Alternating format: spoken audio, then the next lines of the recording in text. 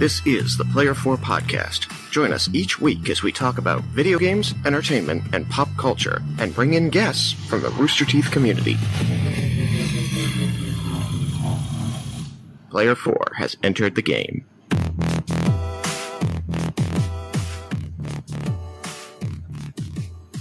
Hello and welcome to the Player 4 Podcast. I'm your host, Tristan, aka Sugar Zero on the Rooster Teeth website. I'm Malachi, aka Sukikiba. This is the obligatory, but where's Alex? Well, where's Alex? But he's not here, so that's the answer. He's just not here. He's busy. He's got things to do. And I'm Joseph, and on the Rooster Teeth website, I am J Dunlap, the letter J, followed by my name, my last name, Dunlap. Welcome, Dunlap J. I'm the special guest. Yes, you are. You're our specialist of special guests. Yeah, you notice I actually paused for a bit because I was actually waiting to hear Alex say his thing. I did notice that. I was worried that it was because I had gone too early. Nope, it was purely because my brain was programmed Alex is next. Because I couldn't very well hear the music. I was not entirely I think now is when I go. No, you did good. You did good. Cool. But anyway, so today we're doing some stuff, and we're gonna be talking about Tristan moving in on Sunday. He's finally gonna have a home. He's not gonna be a bumpkin on a couch anymore. Bumpkin. This is what friends are for. And Joseph's judging has gone on hiatus. And then, that's one way to put it. And we're gonna talk about role playing because we all very much enjoy it. So, Tristan, you excited about Sunday? I'm very excited about Sunday, Malachi. I have been living on my friend's couch for 2 months. I'm going to add that I'm really excited for Tristan that he's finally getting to make this move, because this has been years in the making. Years in the making. Tristan having his own place with good internet has been years in the making, so I'm very excited.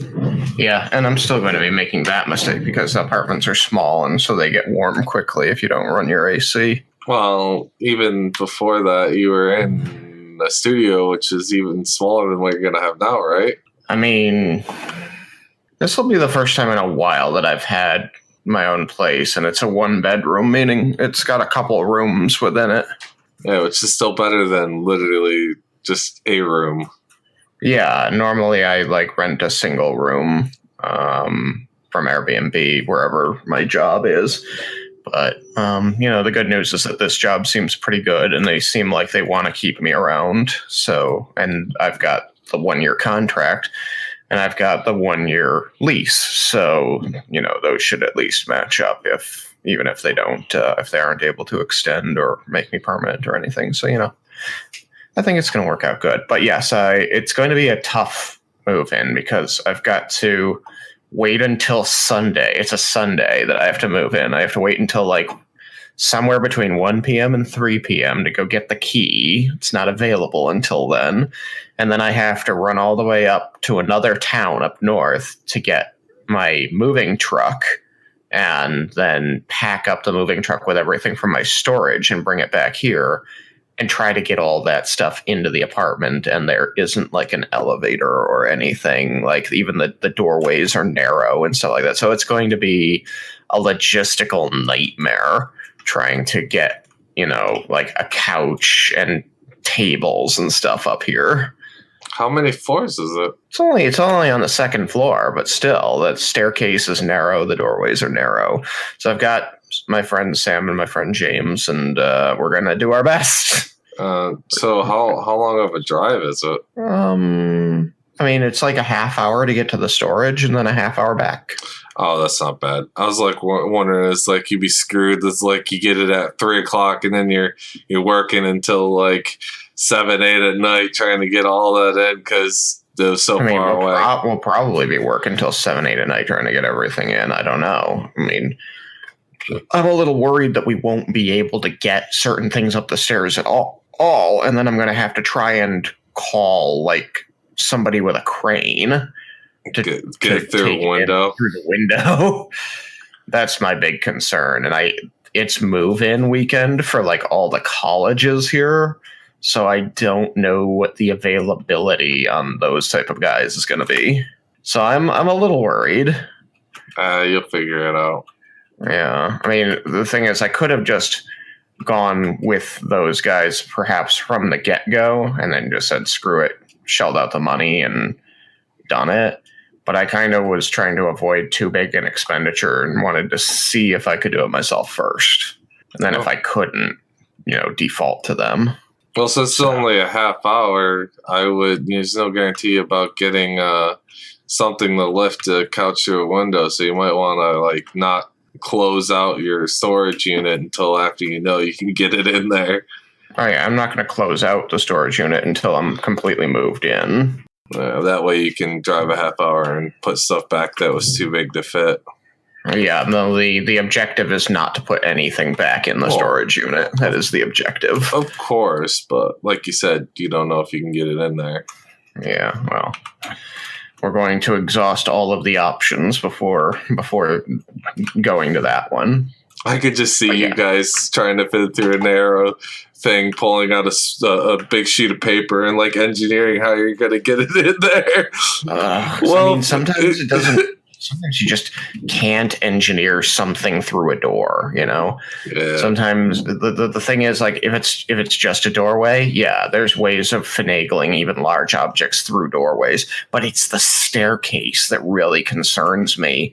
I really don't think I'll be able to get the couch up that staircase just because it's too long and too narrow. And also, your doorway goes right into a foyer, which is a small hallway too, so you don't have any dangling in there either, right? It's pretty tight, yeah.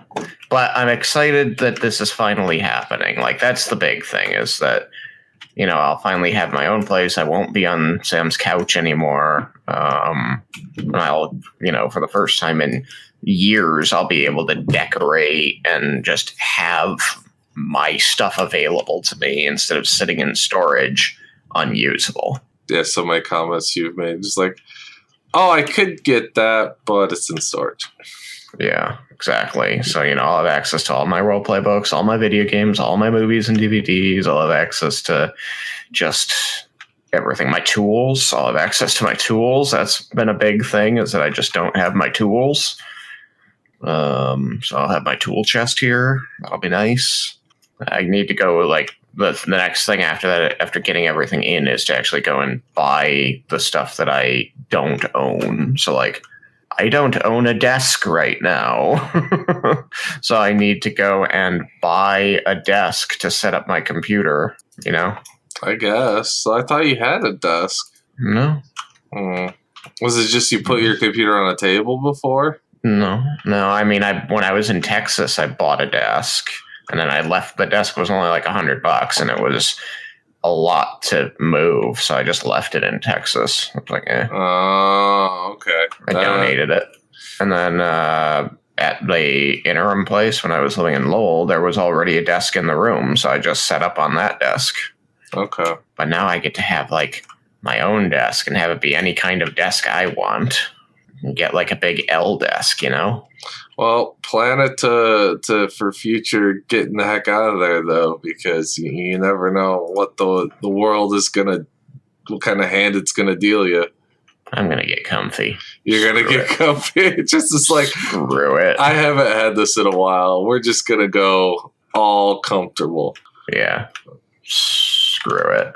Gotcha. I'll figure it out later. I did the conservative route. Now I don't want to. All right. That's what I want. All right. Joseph, tell me about your judging decision. First, I wanna bring up a tweet that you replied to recently. That I called you out on Twitter. I said that we were going to discuss it on the podcast a few minutes ago. So a student of mine made a meme. Actually, multiple students have made a meme about me tweeting about sight reading Bach in my office instead of getting work done, because it's a problem I have right now. Yeah, no, I think that was a very funny one. I liked that. It was the first week and a half of school. It sort of carried over from the summer, where I thought maybe I should actually, play the piano a little bit more. So I was it's not really practice as in like woodshedding, but it was I would just find an excuse to sit at my piano in my office and sight read some Bach out of the well-timbered clavier. And it's just a collection of pieces. And it carried over when the school year started that I would be in my office and I would walk past the piano to grab a chair or something, and I would just sit down and start playing. And I told my students, and then they started roasting me. and two of them made a meme, and so one of them was the distracted boyfriend meme, where I'm like supposed to get work done, but I'm playing Bach instead. Yeah, that was my favorite. So that was actually Sarah, who is one of the two tutors that I supervise. And I didn't even know that she had made that meme in reply, like what is it? Quote tweeting used to be the term, but now it's just like as a retweet reply. Yeah, retweet with comments to me saying something about it. And I didn't see it. I didn't get a notification for it for some reason. So then I just randomly saw it, and I went, "What the heck?"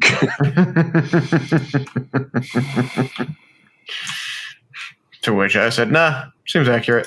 Yeah, I was seeking it out, and I saw your reply today, and I was like, "Hey, Tristan replied too. You guys are making fun of me." She's got you pegged. So, judging adventures with me, this chapter is coming to a short close. It's not so much a hiatus, but this summer was, on the whole, a fruitful summer as far as trying to break even or better on the various things that I did, traveling, not traveling, whatnot. But it was a lot, including doing 2 weekends in a row was a lot for me. Whereas some people, like a lot of judges who don't have families, they'll just do it nonstop.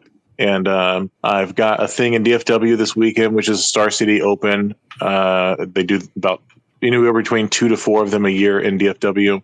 And then following that, I have not applied for anything between September and the beginning of December, like mid-December. So as far as I know, it's a hiatus just because I don't want to travel out of state, and I want to sort of take it easy breezy. So if I get called by someone saying, "Hey, I want you to be in this tournament of a few hundred players," like an MCQ, a Mythic Championship qualifier, then sure. But other than that, there's a cat who just opened this door, so I'm going to close the door. Other than that, I'm not applying for anything. The next thing I've applied for is an Oklahoma City Grand Prix Magic Fest that's in mid-December. So I'm going to be home a lot this fall because I'm not planning on going anywhere.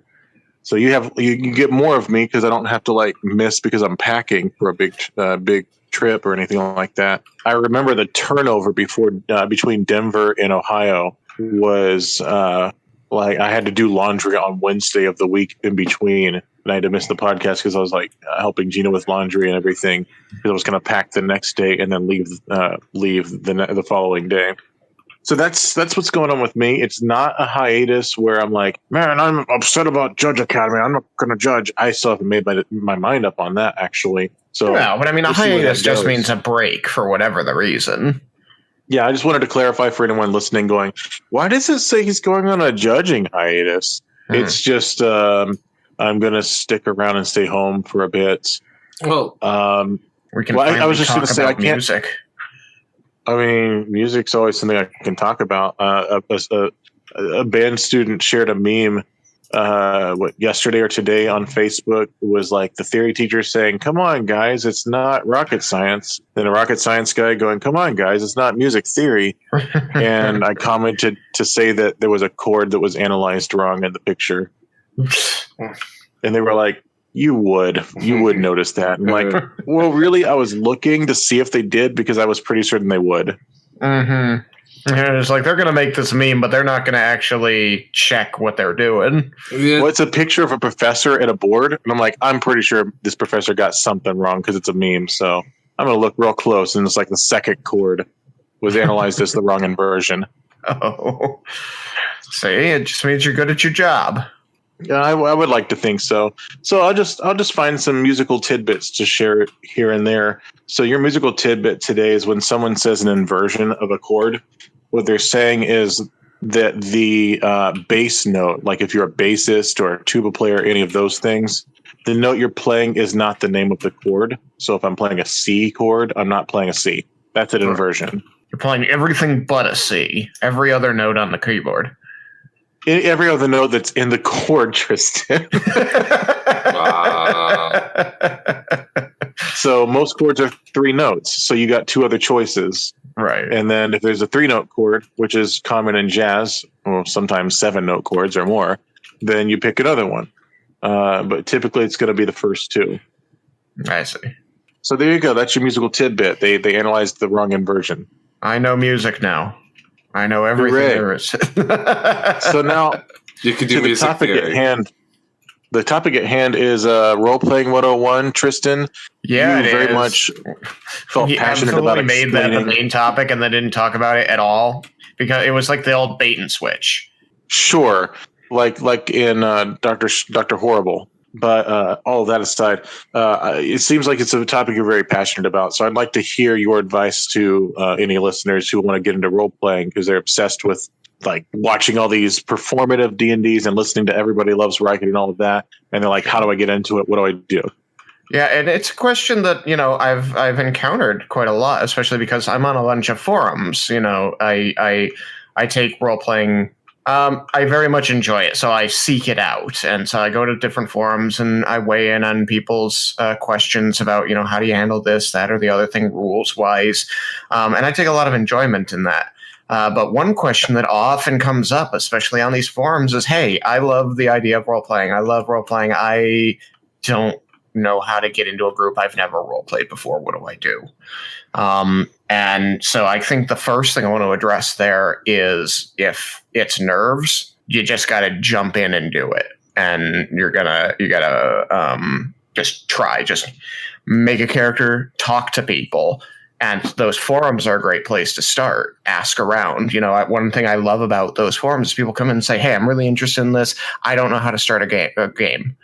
What do I do?" And, 4 times out of 5, somebody's going to come in and say, "Well, we're looking for somebody," or "I know a place where you can ask that same question and they can hook you up."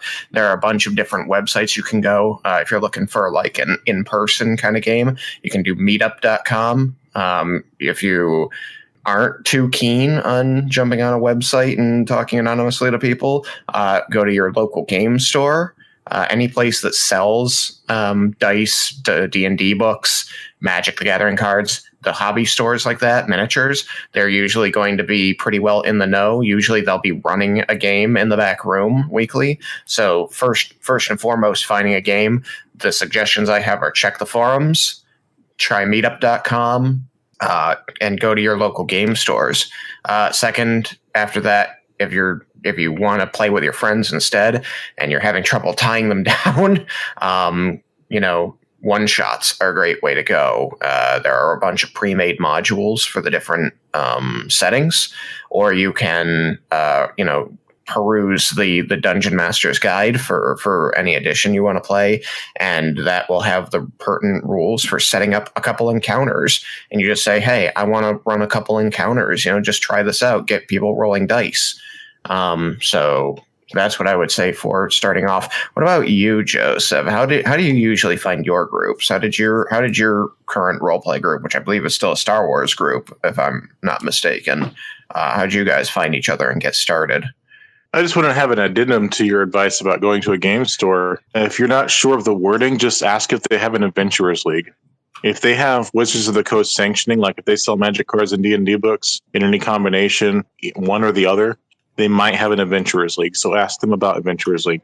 So My group was formed through my gaming store that I'm not really that much affiliated with anymore. But at the time, I wanted to run a Star Wars campaign that a few years before I had tried to run with 2 different groups, not at the same time. I had really gotten into Star Wars Saga Edition, which is the second D20 system that they made, and it corresponds with 4th edition D&D, but it's not the same thing. I talked to the store owner and I said, "Hey, I would like to run a Star Wars game with this campaign that I've tried twice before." And he said, "Well, the store's not open on Sunday, but we can make a deal with you. If you find us a DM for Adventurers League." I'm like, "I can do Adventurers League." So that's how I learned 5th edition, essentially, was by running Adventurers League.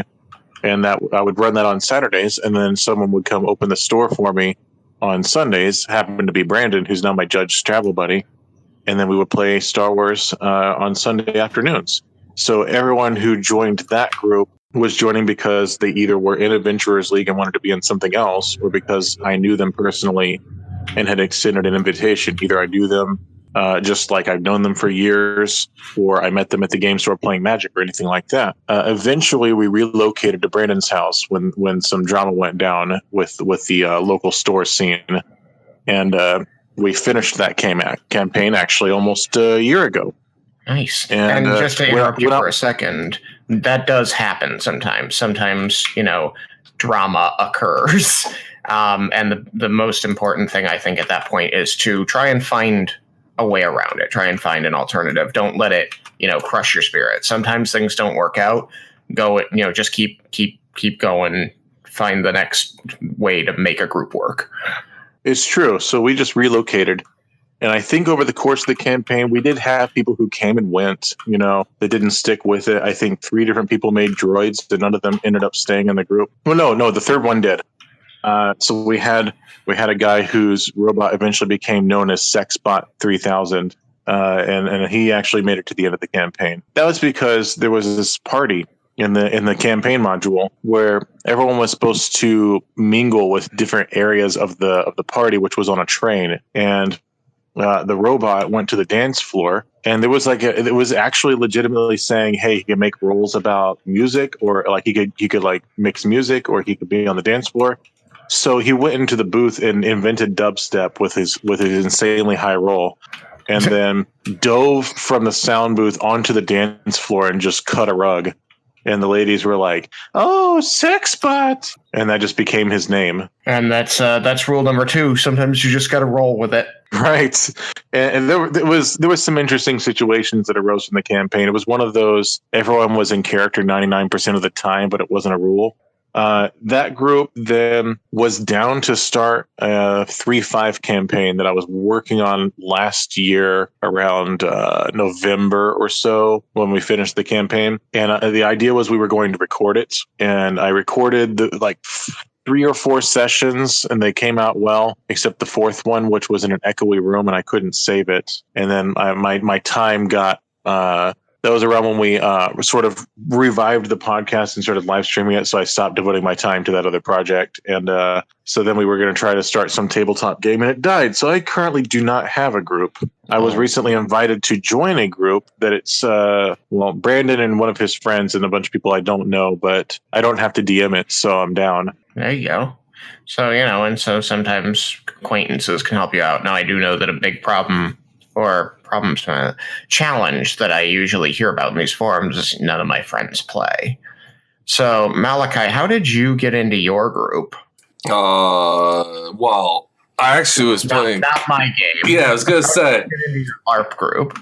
So, I've always been a gamer for the longest time, and my dad actually dabbled in gaming quite a bit.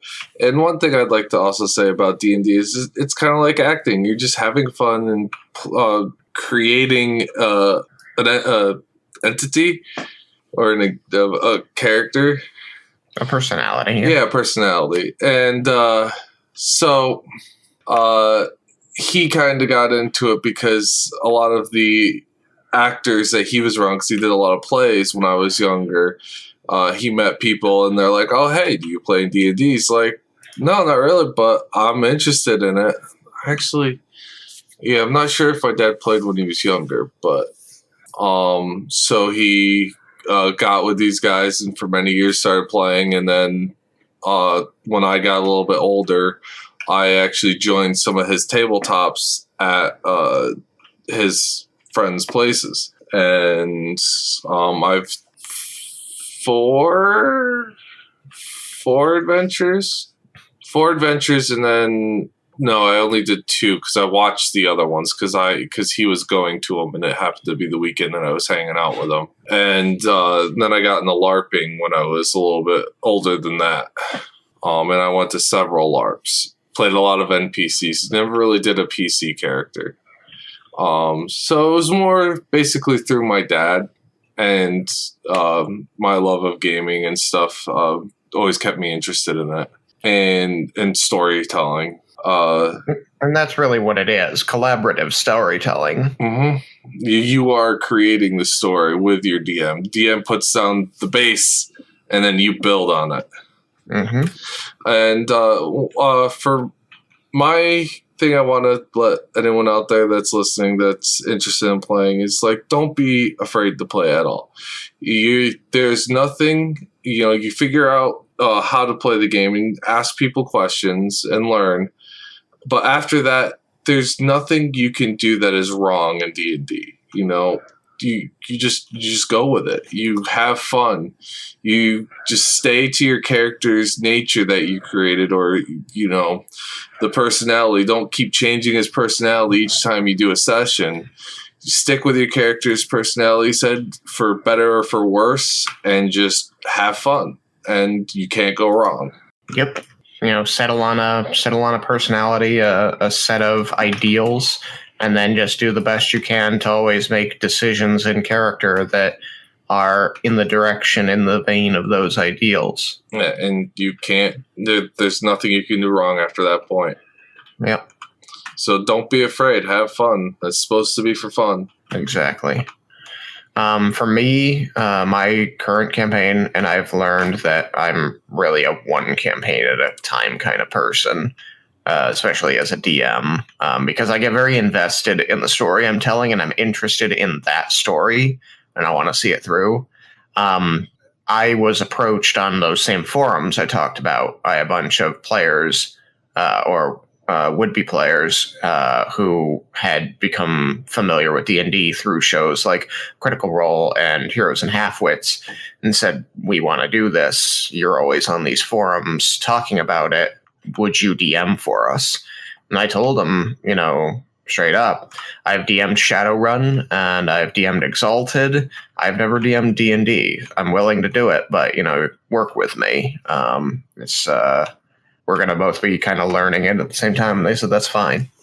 And I've been DMing that for 3 years. But in the middle of that, I got approached about another game that I was asked to DM. And I did my best with that one, but it was really hard for me to get invested because it was in a setting that wasn't chosen by me. It was in a world that wasn't written by me. And it was, there were a number of factors. Player engagement, if whether or not they could put the time aside. That's the thing. That's where I want to go with this. Actually, let me segue onto that. It's a time investment, and everybody needs to agree to that time investment ahead of time, and then stick to it. If you say you're going to be there, once a week, once every 2 weeks, once a month, whatever it is, and you say we're going to play it on this day, and we're going to put 3 hours aside for it. Stick to it, because everybody's working their schedules around that, and they're expecting to get something out of that, the enjoyment of playing the game. And so if you don't stick to the commitment, it really damages people's trust and enjoyment in that. So it's going to be, hard to get players to stick around. So I think for once you've got a game started, if you want longevity, if you want people to keep having fun, one of the things that you need to take into consideration as a player or a DM is to be consistent, or as consistent as is possible, with your scheduling. Say you're going to do it, and then do it. Work your schedule around it, push other things out of the way, just because this is what you've committed to, and you've got a number of people committed to it. It's not just your time anymore, it's our time.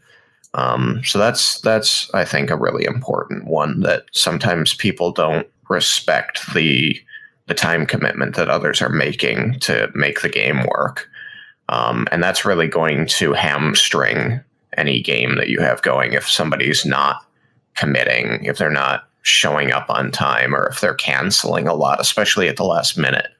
You want to watch out for stuff like that, because it's going to be affecting the enjoyment of others. My advice, and I gave this advice to the daughter of a professor where I teach, which is find a dungeon master. They will guide you through the process. You don't have to do anything. You just find a dungeon master and tell them you want to learn. They'll take care of it. I didn't say find a group. I said find a dungeon master. Yeah. Finding a dungeon master is the hard part, but if you can get through that step, then everything else can be It'll be pretty easy, and a good dungeon master is going to be ready, willing, and able to help you succeed. That's all I got. Yeah, no, I think that's a pretty good spot. We can address more topics at another time. All of that said, I guess that means it's time to say goodnight. Anyone who has listened to this conversation, either in the archives on YouTube or live, or is just aware we talked about it on Twitter and wanted to know what we had to say and went and found the YouTube video. If you have any questions for us, then ask any way you can think to ask us the questions. Comment on YouTube, send us a DM or Facebook message, or comment on our tweet that we sent out for the episode and ask us questions, and we'll field them next week. Yeah, no, I like that. Definitely shoot us a comment. YouTube, I think we can receive DMs on Twitch, and are our DMs open on Twitter? They should be. If not, then they can just send us a reply to our tweet. But our DMs should be open. I'll double check that. You can also email us, player4podcast@gmail.com. And we like people. That might be a little bit of an overstretch. I was kidding. Yeah, what are we saying? We like people who aren't Malachi. Yeah, okay, so that's accurate. Wow. I guess it's time for us to get the flip out of here then. All right. Well, I'm good to do that. My cat wants attention. # goodbye. Oh, there's no caboose to say goodnight, so I'm just going to say goodnight, Malachi.